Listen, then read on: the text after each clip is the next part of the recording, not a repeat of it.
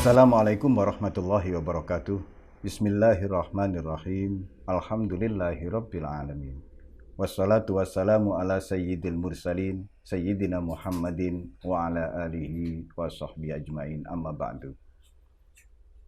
Saudara-saudaraku yang dirahmati oleh Allah Subhanahu wa taala, marilah kita buka kajian kitab Wasiyatul Mustafa pada kesempatan kali ini dengan membaca Ummul Quran, Ummul Doa, Suratul Fatihah. Kita hadiahkan kepada guru-guru kita hingga Sang Maha Guru Nabi Yuna Muhammad sallallahu alaihi wasallam. Ala hadhihi niyah wa ala kulli niyatin salihah. Wa ila hadratin Nabiyyin Mustafa Rasulullah sallallahu alaihi wasallam wa alihi wa azwaji wa dzurriyyati wa ahli baiti ajmain. Lahumul Fatihah.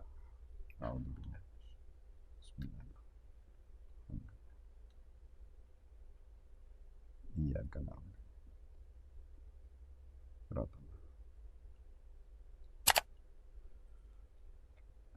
Qala Rasulullah sallallahu alaihi wasallam, ya Ali,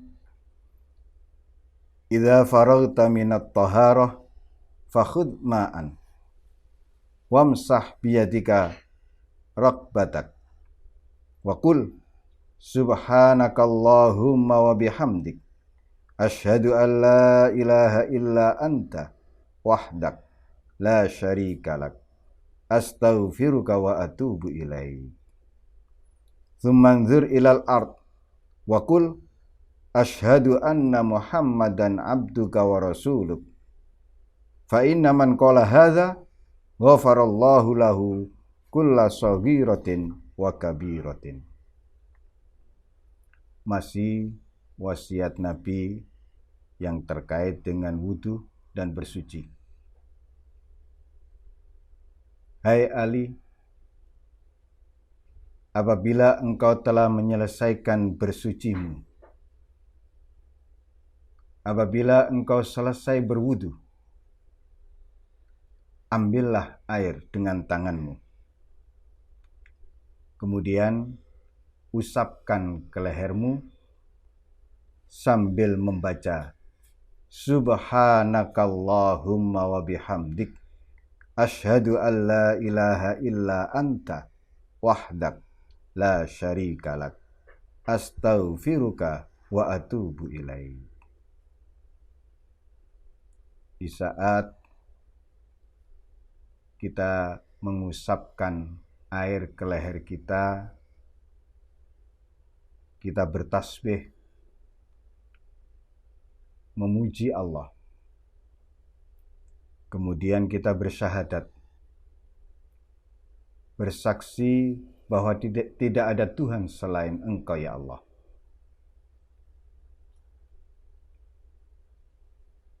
Dan tidak ada sekutu bagimu. Kemudian beristighfar dan bertaubat kepada Allah.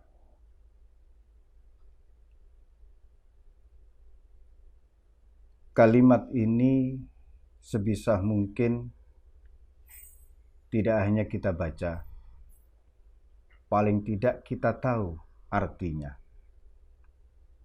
Ketika mengusapkan air ke leher kita setelah kita berwudu,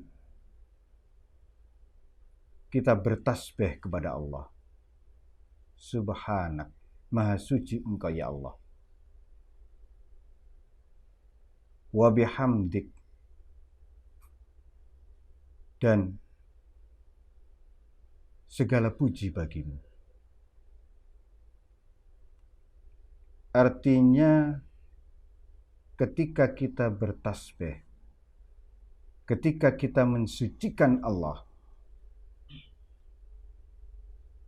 yang ada di dalam hati kita, rasa yang kita rasakan di hati tersebut, kita merasa najis, kita merasa kotor. Ketika kita memuji Allah, dan memang yang layak dipuji hanyalah Allah,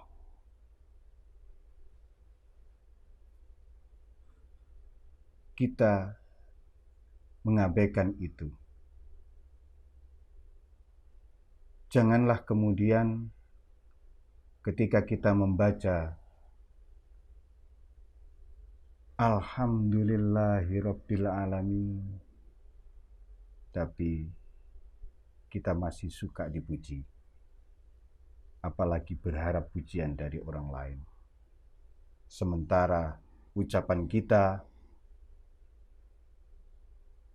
menunjukkan bahwa segala puji itu milik Allah dan hanya pantas, layak ditujukan kepada Allah. Begitu juga saat kita mengucapkan asyhadu alla ilaha illa anta wahdak, kita bersaksi bahwa tidak ada Tuhan selain Allah yang Maha Esa. Esa dalam perbuatannya, Esa dalam sifatnya, Esa dalam zatnya. La syarikalak, tidak ada sekutu bagi Allah. Allah tidak punya sekutu. Tidak ada yang bisa membandingi, menyamai Allah. Tidak ada yang serupa dengan Allah. Kemudian beristighfar. Kita memohon ampun kepada Allah dan bertaubat kepadanya. Setiap kali selesai wudhu, hendaklah kita senantiasa memohon ampun kepada Allah dan bertaubat kepadanya. Kemudian melihat ke bumi sambil mengucapkan asyhadu anna Muhammadan abduka wa rasuluk. Saya bersaksi bahwa Nabi Muhammad adalah hamba dan utusanmu. Karena siapa yang mengucapkan ini dengan penuh kesadaran, Allah akan mengampuninya. Allah akan mengampuni segala dosa dan kesalahannya, baik itu dosa kecil ataupun dosa besar. Saudara-saudaraku yang dirahmati oleh Allah, di dalam salah satu riwayat diterangkan bahwa sahabat Bilal itu dimasukkan surga. Ada seorang sahabat bermimpi mendengar sandal sahabat Bilal di surga. Kemudian ditanyai, sebab apa engkau dimasukkan ke surga, ya Bilal? Sahabat Bilal menjawab, dulu sewaktu aku hidup di dunia, aku senantiasa menjaga wuduku. Aku senantiasa menjaga kesucianku dari dua hadas, baik hadas kecil maupun hadas besar. Dan setiap kali selesai berwudu, aku melakukan sholat 2 rakaat, yaitu sholat wudu. Bisa jadi karena amalan sahabat Bilal seperti itulah, kemudian Allah memasukkannya ke surga. Pesan berikutnya, ya Ali, innal malaikata yastaghfiruna lil insani ma dama ala taharatin walam yuhdits. Hai Ali, sungguh para malaikat senantiasa memintakan ampun kepada orang-orang yang menjaga kesuciannya dari semua hadas, baik kecil maupun besar.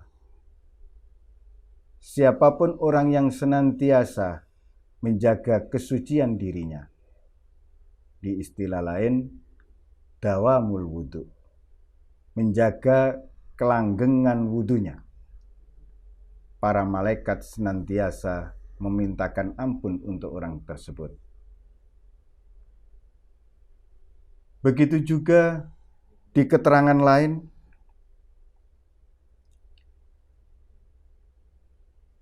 Rasulullah Shallallahu Alaihi Wasallam pernah bertanya kepada para sahabat. Beliau menyampaikan, ala adullukum ala ma yamhullahu ta'ala bihi al-khotoya. wa turfa'u bihi darajat. Maukah kalian aku tunjukkan atas amalan yang bisa menghapus kesalahan-kesalahanmu dan mengangkat derajatmu di sisi Allah? Qalu, para sahabat menjawab, tentu ya Rasulullah. Kemudian Nabi bersabda, qal isbaghul wudu fis sabarat was-sabru 'alal makarih wa kasratul khuta ilal masajid wa intidharus shalah ba'das shalah fadzalikumur ribat. Yang pertama, amalan yang bisa menghapus kesalahan-kesalahan kita dan mengangkat derajat kita di sisi Allah adalah menyempurnakan wudu. Di saat kondisi yang tidak kita senangi, di musim dingin, justru orang tersebut menyempurnakan wudunya. Di kondisi-kondisi yang kita tidak sukai, kita justru menyempurnakan wudunya. Yang kedua, sabar atas segala apa yang tidak disukai. Sabar atas musibah bala yang dalam bentuk apapun. Dengan kesabaran itu, Allah menghapus kesalahan-kesalahan kita. Allah mengangkat derajat kita.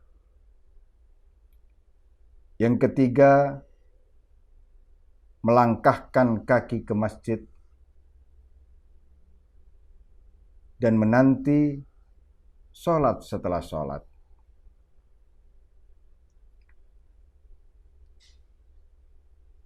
Amalan ketiga yang bisa menghapus kesalahan-kesalahan kita dan mengangkat derajat kita adalah melangkahkan kaki ke masjid.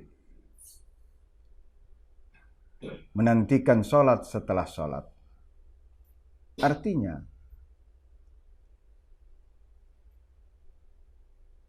setiap kali selesai sholat, orang yang disinyalir oleh Rasulullah dihapus segala kesalahannya adalah ia rindu untuk melakukan sholat demi sholat. Kita ambil contoh setelah sholat zuhur misalkan. Rasanya rindu kapan asar datang. Begitu selesai asar, hatinya rindu kapan maghrib tiba. Begitu seterusnya. Dari sinilah mungkin salah satu hal yang disenangi Rasulullah adalah dijadikannya sholat sebagai qurratu ain di Rasulillah, sebagai penenang jiwa Rasulullah. Saudara-saudaraku, 3 amalan ini, atau boleh dibilang 4, pesan Rasulullah kepada siapapun yang berharap diampuni segala salah dan dosanya, dihapus segala kesalahannya, diangkat derajatnya. Karena keempat amalan ini, fadzalikumur ribat. Itulah ribat. Itulah benteng seseorang dari musuh Allah. Ringkasnya, jika kita ingin membentengi diri kita, jika kita ingin membentengi anggota tubuh kita agar tidak mengarah kepada aktivitas perbuatan yang tidak diridhai oleh Allah, lakukanlah 4 hal ini. Salah satu dari 4 hal itu menyempurnakan wudu di saat atau dalam kondisi yang tidak kita sukai. Di musim dingin yang amat dingin misalkan. Orang yang ingin terbentengi dirinya, ia akan menjaga wudunya. Ia akan menyempurnakan wudunya walaupun di musim yang dingin.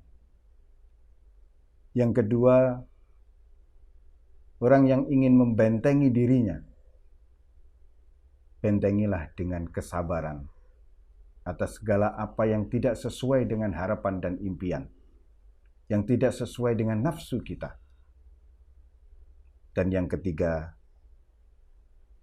langkahkan kaki menuju masjid untuk sholat berjamaah, untuk iktikaf, dan lain sebagainya.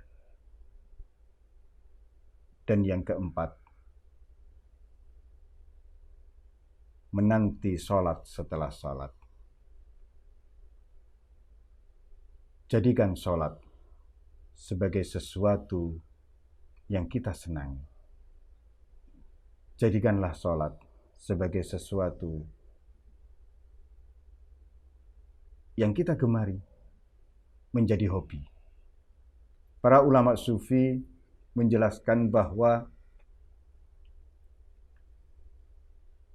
amalan yang diterima oleh Allah